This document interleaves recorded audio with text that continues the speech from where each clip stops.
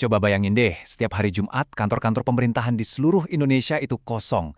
Terus perjalanan dinas pejabat dipangkas habis-habisan. Nah, ini bukan cerita fiksi ya, tapi sebuah transformasi besar yang baru aja diumumkan pemerintah. Kebijakan ini bakal ngubah cara kita kerja dan juga cara kita pakai energi secara fundamental. Yuk kita bedah bareng-bareng apa sih artinya ini semua buat kita. Oke, hal pertama yang paling penting, catat tanggalnya. Semua perubahan besar yang akan kita obrolin ini bakal resmi dimulai pada 1 April 2026. Jadi kita semua punya waktu nih buat siap-siap. Mari kita lihat apa aja yang perlu disiapin. Ini dia peta jalan kita buat beberapa menit ke depan. Kita bakal mulai dari kenapa sih sekarang, terus kita masuk ke jadwal kerja baru, gimana cara pemerintah berhemat, apa dampaknya langsung buat kita, dan terakhir langkah ke depannya gimana. Langsung aja kita mulai dari yang pertama. Oke, mari kita mulai dengan pertanyaan paling dasar. Kenapa pemerintah ngambil langkah ini sekarang? Biar kita paham perubahannya, kita harus tahu dulu konteksnya kan? Nah, ini nih poin yang mungkin paling bikin kaget. Biasanya, kebijakan penghematan gede-gedean kayak gini kan muncul pas negara lagi krisis. Tapi kali ini, justru sebaliknya. Pemerintah negasin, ekonomi kita itu kuat, stok bahan bakar aman, anggaran juga terkendali. Jadi ini bukan langkah panik ya, ini adalah langkah strategis yang diambil dari posisi yang kuat, sebuah pilihan sadar buat jadi lebih efisien dan modern selagi kita bisa. Oke, sekarang kita bahas bagian yang kayaknya paling bakal mengubah rutinitas harian jutaan orang, jadwal kerja mingguan yang baru. Ini dia headline utamanya. Mulai 1 April 2026, setiap hari Jumat, semua aparatur sipil negara atau ASN bakal kerja dari rumah. Ini kebijakan WFH nasional berskala besar loh. Sektor swasta pun sangat dianjurkan buat ikutan.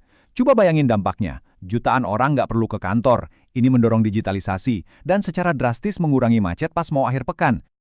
Tentu aja, nggak semua orang bisa WFH. Layanan publik yang vital harus tetap jalan dong.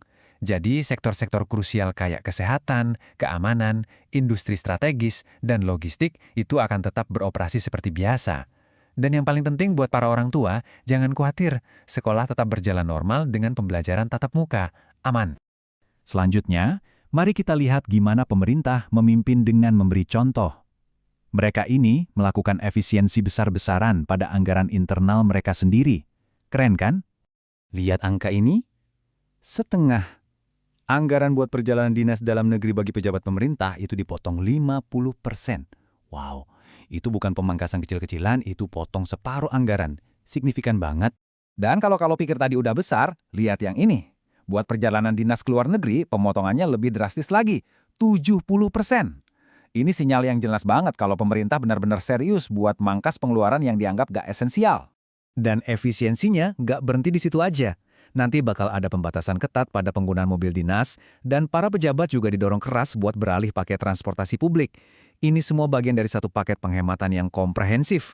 Terus, buat apa semua penghematan ini? Nah, ini jawabannya. Dana yang terkumpul yang bisa mencapai 130 triliun rupiah itu bakal dialihkan langsung ke program prioritas nasional. Biar kebayang, itu jumlah yang gede banget. Dana ini bakal dipakai buat hal-hal yang lebih mendesak. Contohnya nih, buat mendukung program pemulihan di Sumatera. Oke, setelah kita bahas perubahan di dunia kerja dan pemerintah, sekarang kita beralih ke dampak langsungnya buat kehidupan kita sehari-hari.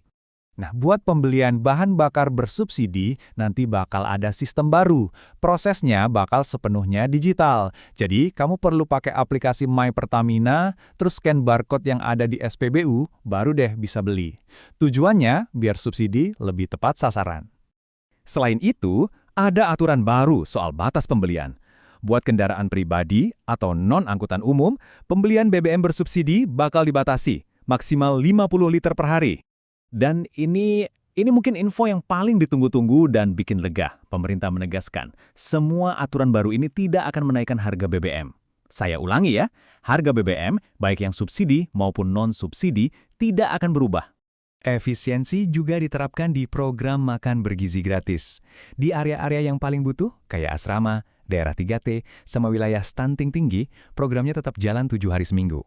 Tapi di wilayah lain, programnya disesuaikan jadi 5 hari. Langkah ini aja diperkirakan bisa hemat anggaran sampai 20 triliun rupiah. Oke, terakhir, mari kita lihat pesan resmi dari pemerintah dan gimana mereka melihat langkah transformasi ini ke depan. Jadi, apa pesan utamanya dari pemerintah? Intinya adalah, Ayo kita dukung transformasi ini, tetap tenang dan produktif, semuanya terkendali. Mereka juga menekankan kalau kebijakan ini sifatnya dinamis. Artinya, mereka siap melakukan penyesuaian kalau memang diperlukan dan bakal ngasih tahu kita dengan cepat. Jadi, setelah kita lihat semua rinciannya, mulai dari WFH di hari Jumat sampai cara baru beli BBM, pertanyaan terakhir buat kita semua adalah, apakah kita siap menyambut transformasi besar yang akan dimulai pada 1 April 2026 ini?